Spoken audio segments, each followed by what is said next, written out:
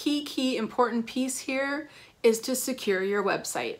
Google has given priority in 2018, actually they started doing this. They've given priority to sites that are secured, and they are dropping down in the ranks sites that are not secured. What is secured versus not secured? When you look at the domain in the URL in the address section of a browser, it's going to either start with HTTP or HTTPS. Another way to see this, the HTTPS is secured, HTTP is not secured. If that's not showing up in the URL, you can also know, is there a green little lock next to the address? If there is, that means the site is secured. I understand why Google is doing this. It's always better for all users to have, you know, as much security as possible. So you're going to want to make sure that your site is secured. If you're using Squarespace, very easy. They secure your site. When you set it up, it's 99% of the time it's secured. If not, you'll be able to navigate into your settings to find the security option, and you can just click HTTPS, click save, and it'll take a little bit to propagate, but it'll show up.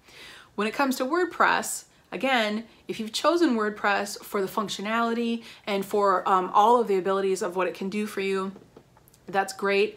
It's going to be a little bit different. You're going to go into your hosting platform, not your website first, but your hosting platform. And if you chose InMotion, that's what I'm most familiar with, they do offer free SSL certificates.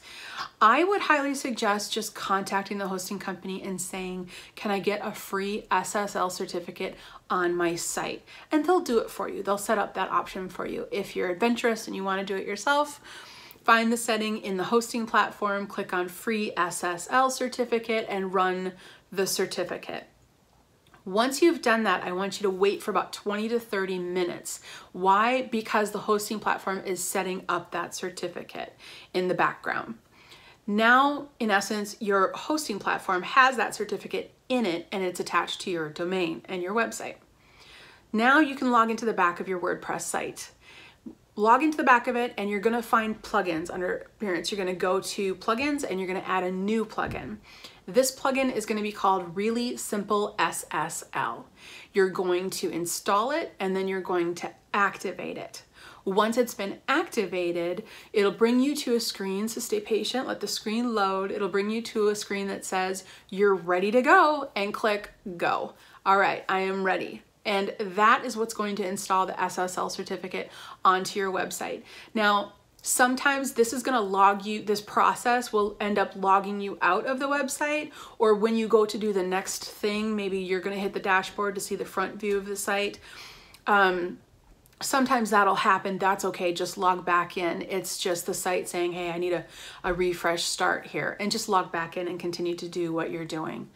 Either way, it's really important to have a secured site. If you want a fighting chance, if you don't want to be dropped down in the ranks, you need to have a secured site.